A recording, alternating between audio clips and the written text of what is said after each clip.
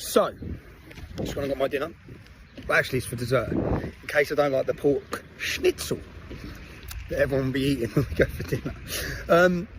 My thoughts, I'm in Denmark at the minute, on an island called Bornholm, but I've been watching Nigel Farage's performances, and he is nailing it, yeah? Totally nailing it. So regardless of any previous comments about myself, or any ill feeling I may have about certain things or the way they've been said, this is far bigger than me, it's far bigger than Nigel Farage, yeah? Our upcoming election. Do I think I would be telling people, and I know when I said this, when I put out a post recently, someone messaged saying, oh yeah, but you're forgetting what he said. No, I'm not forgetting what he said.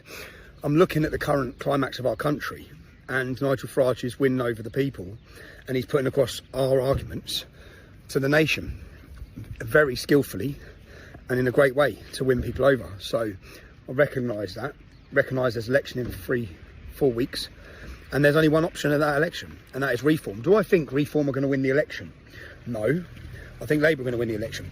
I don't actually think Reform will possibly get 1 or 2 MPs. They may beat the Tory vote, but in getting MPs, they may only get 1 or 2, which then hopefully Nigel Farage will fight for proportional representation in our country, because the rest of European countries, they all get a voice through proportional representation. So if Nigel Farage ends up getting the same votes as Conservatives, but he only gets 2 MPs, yeah, it's outrageous, because there is no representation for the millions of people that are going to vote for him. Yeah, so the system is logged, it is there for the 2 major parties.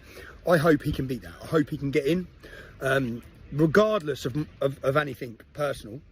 I think it's a country first, and I'd advise all of you, if you have a Reform candidate in your area, get out and support them.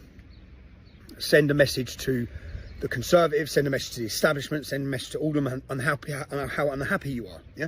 Now, I don't think, as I said, I don't think it's going to solve anything on the 4th of July. You will realise on the 4th of July how desperately we need a cultural movement. And on the 27th of July, we're going to take over London.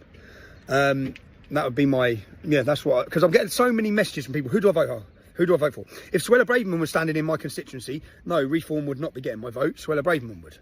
I think she's brilliant. But other than that, Reform, Reform, Reform. Regardless how many people are upset with anything he's previously said or the way he's... my gripe, so people understand, I'd be banned, yeah?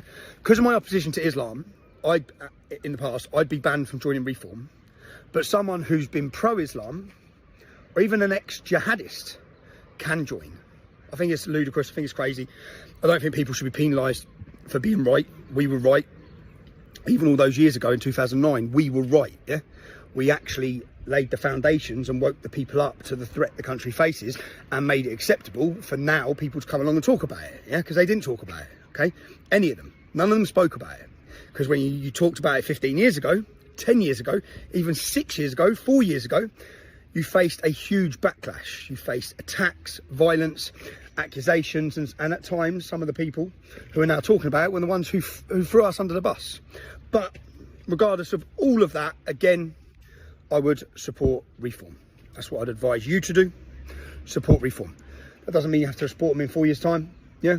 In this election, send a message on the 4th of July by backing Reform. To stay updated, you are more than welcome to follow me, Ruby Yona, on social networks, Facebook, YouTube, TikTok, Instagram, and of course, X.